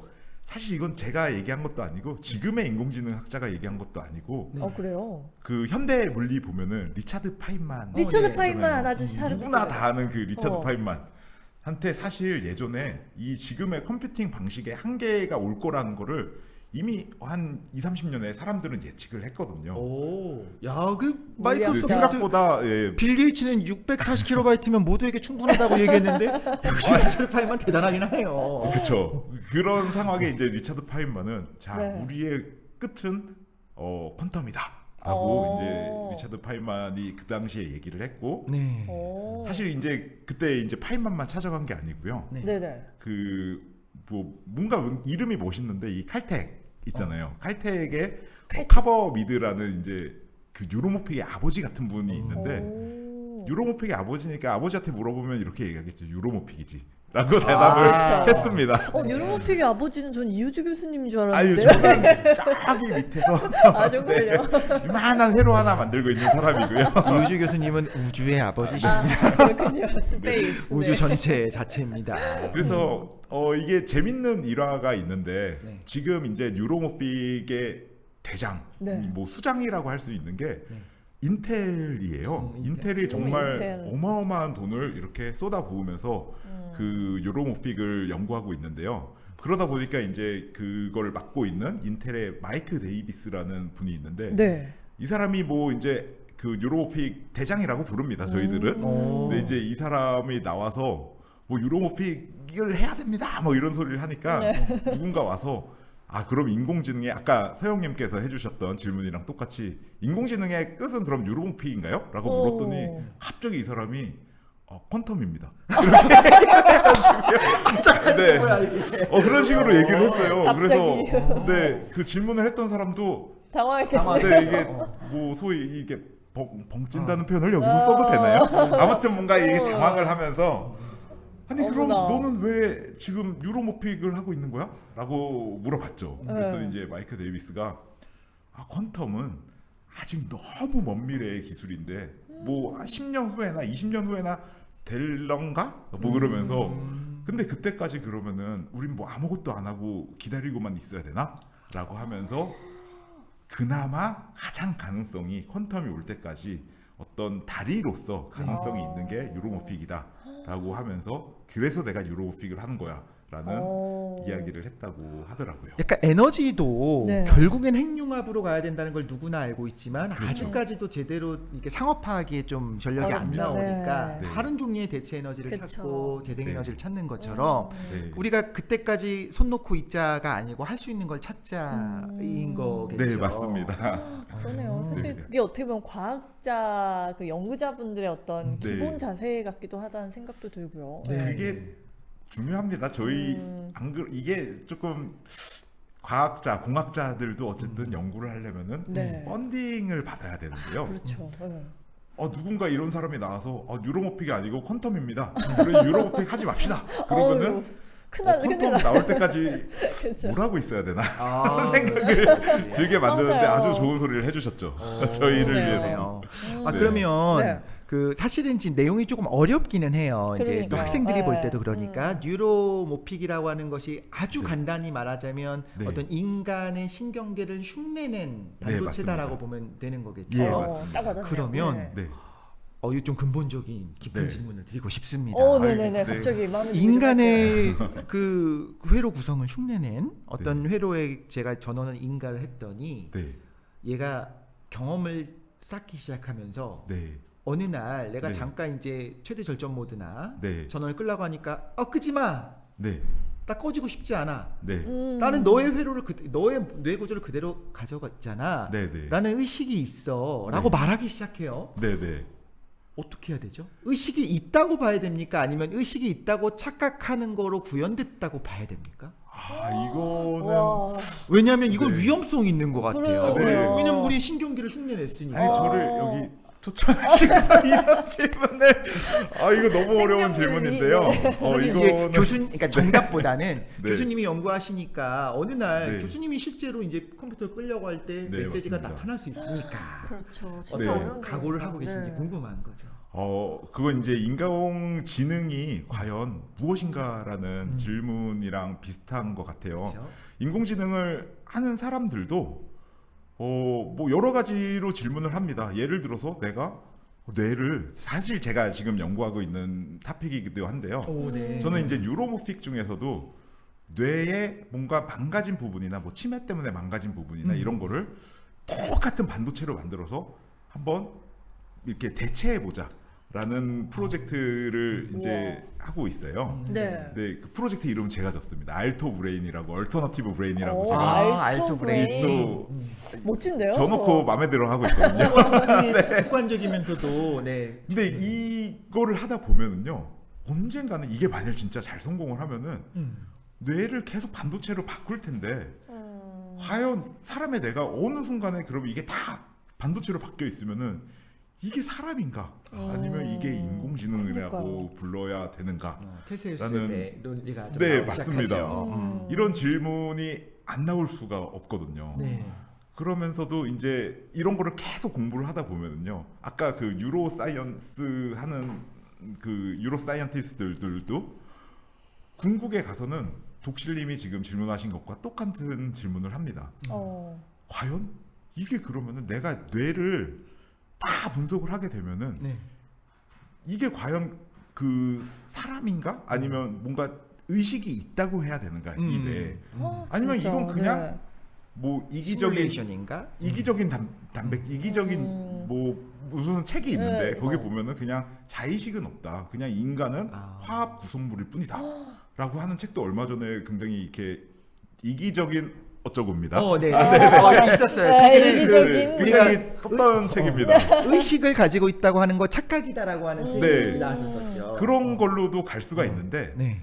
저는 개인적으로 그 3,000페이지가 넘고 수십 년을 연구해놓은 그 두뇌를 보면서도 네.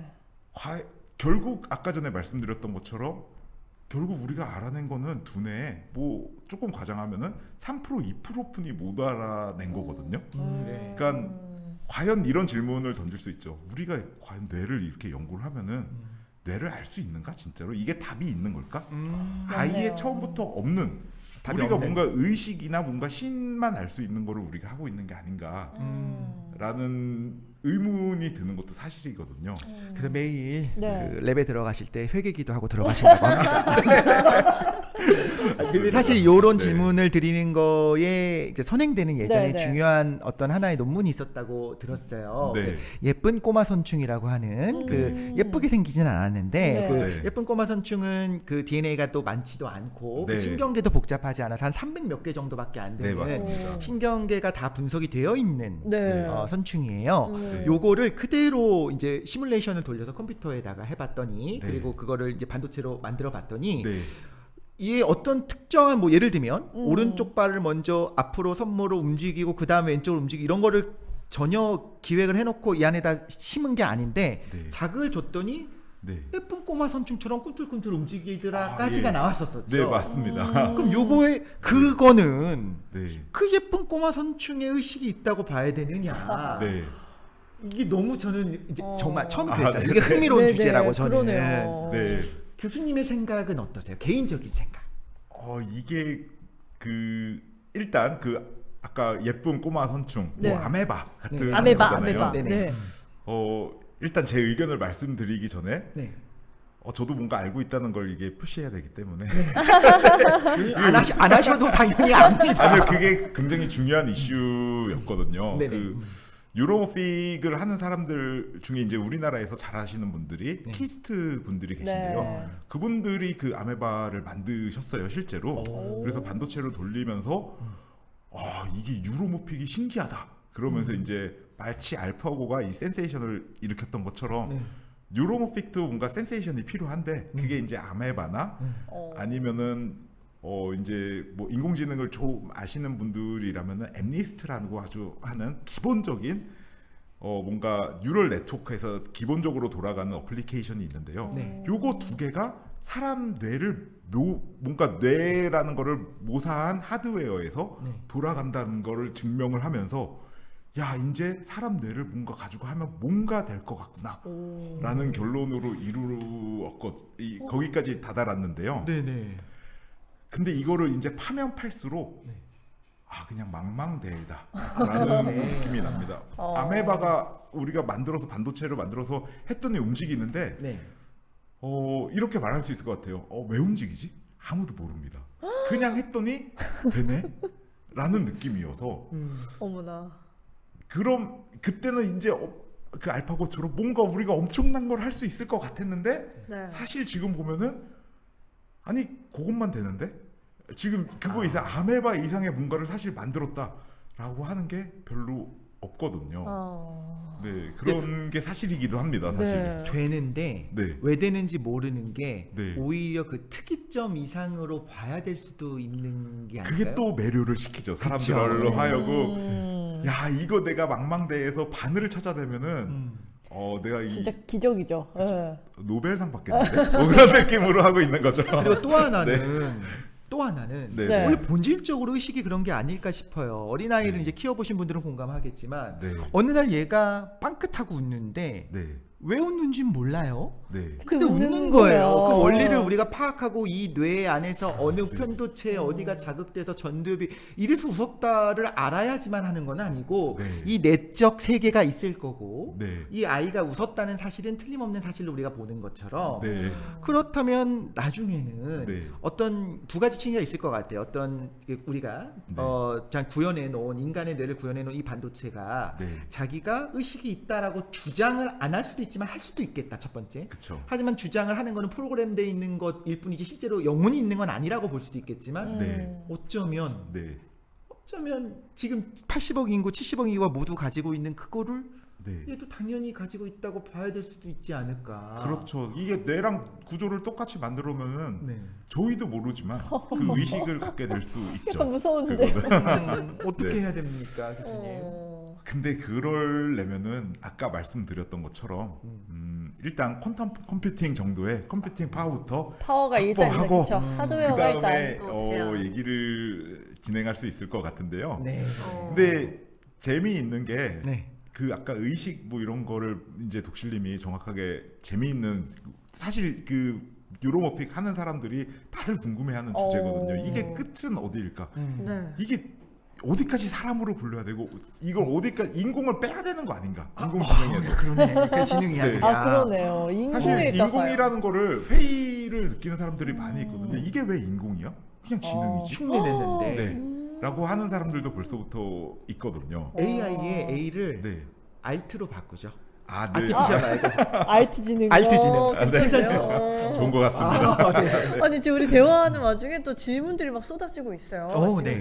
최수영님 일단 치킨 드리고 싶은데요. 네. 데이터는 백업이 되는데 이런 인공지능이 백업을 여러 개 하면 그러면 의식 AI는 다중으로 존재한다고 말해도 되나요? 아니, 네. 굉장히 심오한데요. 다들 정말 AI를 잘 하시는 것 같습니다. 그러니까요.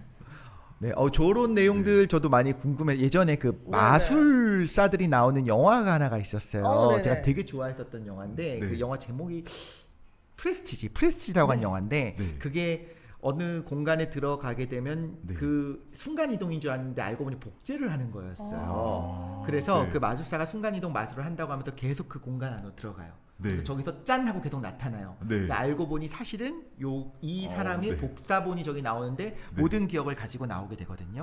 그럼 이 사람이 이제 없어져야 되잖아요. 그쵸. 네. 일단 이제 스포가 되니까 말씀 안 드리겠어요. 충격적인 아, 뭐가 네, 있는 것 네. 같아요. 근데 그렇게 해서 막 여러 명이 복사가 되게 되면 네. 그 순간부터는 서로의 복사본들이지만 다 모든 기억을 가지고 있으니까 네. 내가 원본이라고 주장하겠죠. 그렇죠. 네. 아니면 내가 복사본인 건 알지만 근데 나는 나야라고 네, 그 그쵸. 순간부터는 주장을 하기 시작하겠죠. 네. 이런 게 사실은 어떻게 보면 이걸 전공하려고 하는 많은 학생들에게는 네.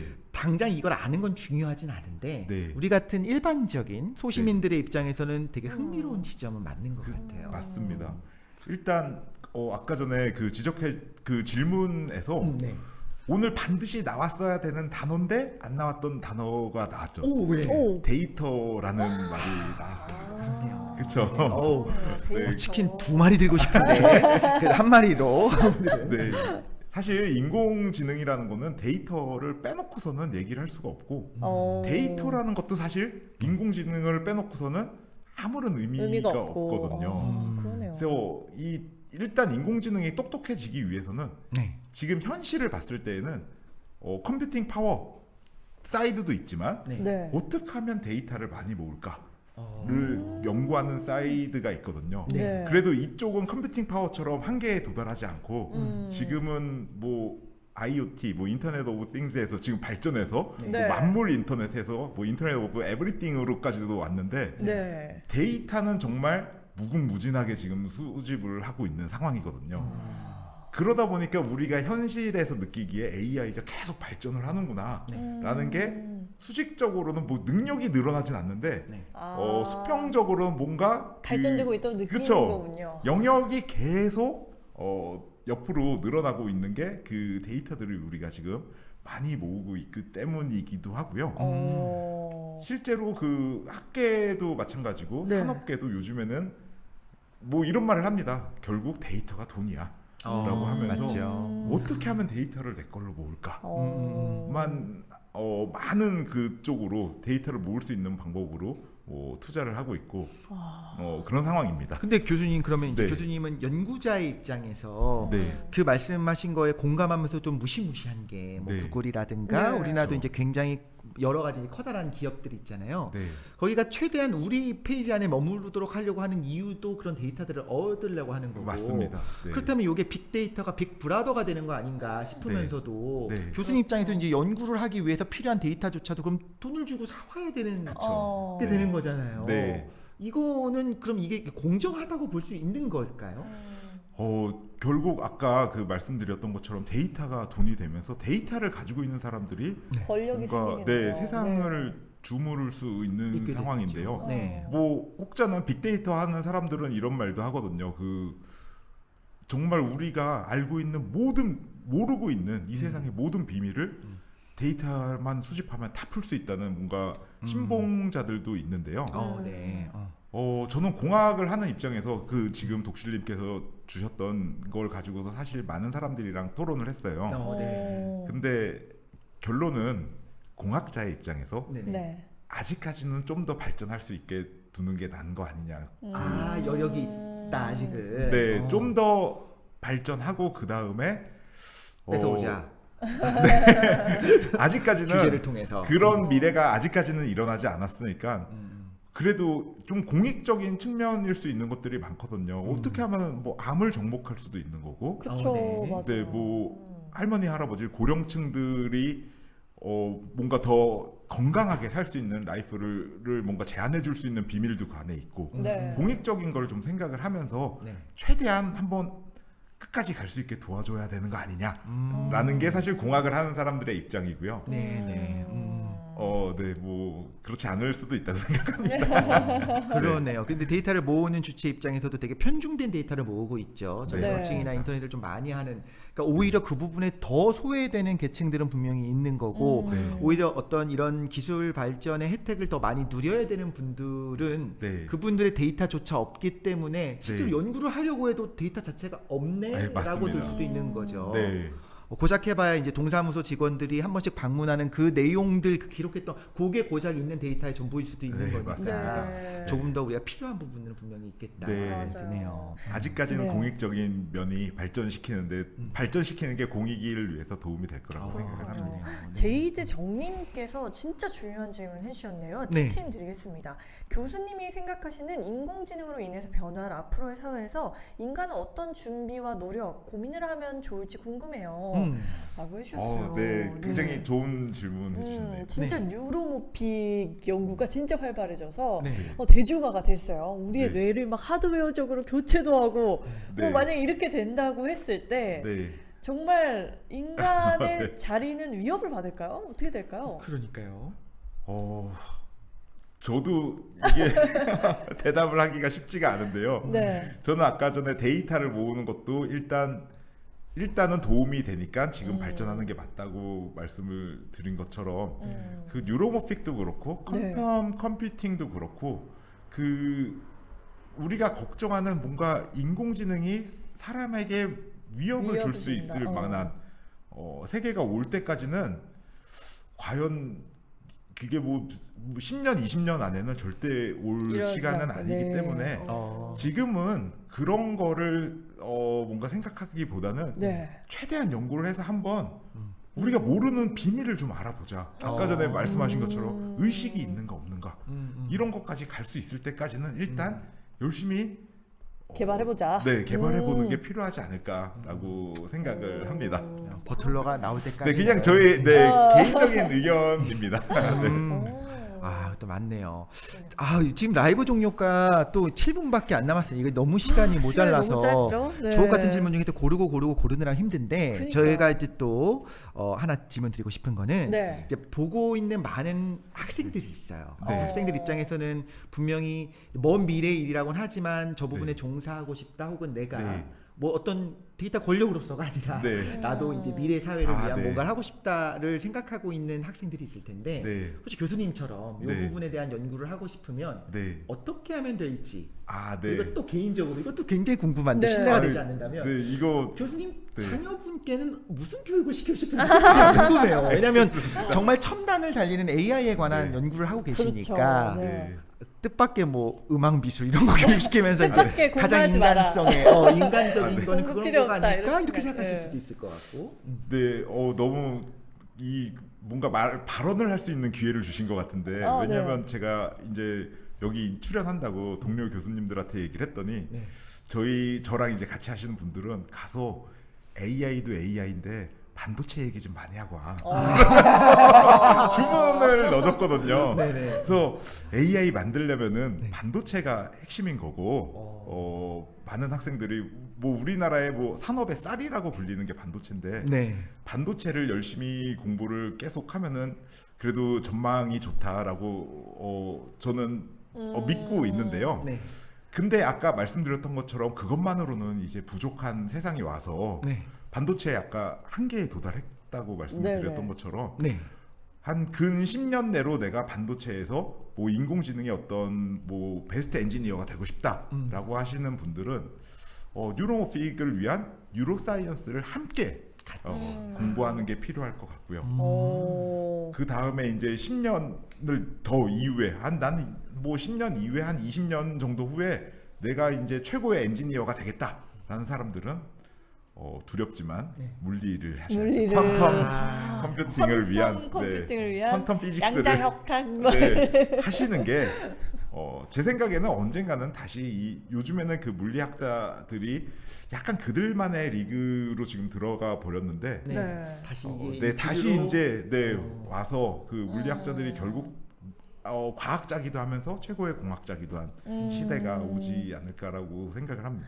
그렇군요. 진짜 이건 현실적인 조언인 것 같아요. 10년을 볼 것이냐 그 이후를 볼 것이냐에 따라서 그렇습니다. 좀 살이 되고 뼈가 되고 살이 되는 조언이네요. 저희가 치킨을 또 드릴 수 있는 분이 한 분이 더 남아가지고 저 위에 한 분 드리고 싶은 분이 있었어요. 보기 드문 분인데 모드 청년님 찌찌뽕 데이터가 질문이 생겼습니다. 늘어날수록 보관할 수 있는 데이터 센터, 곧 물리적인 공간이 필요할 텐데 결국 땅이 가장 넓은 국가가 또한 유리하지 않을까요? 라는 질문 주셨어요. 혹은 전력을 풍부하게 공급해 줄 수 있는 그런 곳이 유리할 것인가. 하드웨어에 대한 이야기를 또 우리가 했으니까. 너무 좋은 질문인데요. 저게 바로 우리나라가 잘하는 삼성이 잘하는 그리고 SK 하이닉스가 잘하는 메모리죠. 메모리죠. 메모리. 그래서 메모리를 많이 잘 하고 있고요. 뭐 짧게 말씀을 드리자면은 메모리는 원래 반도체에서 항상 비주류고 주류는 CPU를 만드는 미국 인텔이나 뭐 그런 회사들이었거든요. 그러네요. 근데 지금 여기서 말씀하신 것처럼 질문처럼 메모리가 중요해진 세상이 오면서 데이터 때문에 그쵸. 이제는 삼성이 인텔한테 가가지고 야 니네 CPU 좀 줘봐. 우리 메모리에다가 집어넣게 보게. 옛날엔 반대였거든요. 약간 갑이 되고 야, 있네요. 메모리 가져와. 그거였거든요. 인텔에서. 지금 그러면서 이제 뭐 그 헤게모니 싸움을 지금 하고 있는데 전망이 좋습니다. 이 인공지능이 뜨면서 삼성이나 이 메모리 잘하는 회사들이 잘 될 확률이 높아지고 파워도 더 세지고 있죠. 야 이런 내용들이 진짜 의외네요. 메모리는 재밌네요. 오히려 또 한 5년 전에는 이제 뭐 그냥 단순한 기술 발전일 뿐이지 이게 뭐 대단한 거는 아니야라고 했었던 게 맞습니다. 역전. 지금은 또 다시 역전하고 또 다르게 보자면 정말 세상 사는 정말 알 수 없다. 앞으로는 알 수 없구나라는 생각이 들기도 하네요. 맞습니다. 아니 또 이렇게 질문해 주는 걸 또 실시간으로 진짜 전문가께서 딱 얘기를 해주니까 속이 뭔가 시원하기도 하고. 그러니까요. 어디에서도 들을 수 없는 얘기를 우리가 지금 차바사연 채널에서 공부합시다 프로그램에서 함께하고 있다는 거. 맞습니다. 진짜 중요합니다. 뜬구름 잡는 이야기가 아니고 오히려 진짜 5년, 10년 그리고 20년을 이렇게 나누어서 생각해 지적해 주시고 말씀해 주시는 분들이 네. 또 보고 계신 학생들 네, 네. 학생들 입장에서도 구체적인 계획을 세울 수 있을 것 같아요. 맞아요. 단순히 그냥 나는 나중에 퀀텀 피직스를 하겠어. 단순히 우주를 연구하겠어. 이런 식으로 올탱 뭐 중학생들 과학 좋아한다고 하면은 그 드넓은 우주와 뭐 암흑물질 이런 거 좋아하잖아요. 그게 의미가 없다라기보다는 네. 그런 거보다 지금 우리가 좀 더 구체적으로 우리의 미래를 세운다고 할 때 어떤 부분을 해야 되는가, 그리고 동시에 네. 우리의 인간성, 의식, 영혼 이런 부분들에 대해서도 같이 한번 고민을 해보면 어떨까라는 생각이 듭니다. 그렇습니다. 저희 우리 이우주 교수님께서는 사실 이번 방송을 위해서 진짜 사전에 막 글도 작성해 주시고 너무너무 준비를 많이 해주셨어요. 근데 저희 이제 방송을 보시는 청소년분들 계시고 시청자분들께 던지고 싶은 어떤 질문도 있으시다고 제가 들었는데 한번 생각해 볼 만한 어떤 주제를 던져주신다면 저희 숙제 좀 주세요. 네. 제가 마지막 이제 뭔가 끝맺음으로 무슨 얘기를 해야 될까 사실 고민을 많이 해봤는데 답부터 말씀을 드리면은 여러분들 중학생, 고등학생들은 제일 중요한 게 상상력을 키우는 것 같습니다. 제가 봤을 때 저는 국영수 중심으로 열심히 해라 이 말 나올까 봐 좀 쫄았는데 아까 제가 그 사람의 뇌를 모방한다고 했는데 사실 과학계에는 이런 말이 있어요. 그 자연을 모방한 거 치고서 그대로 모방하려고 한 거 치고서 성공한 역사가 없다라는 말이 있거든요.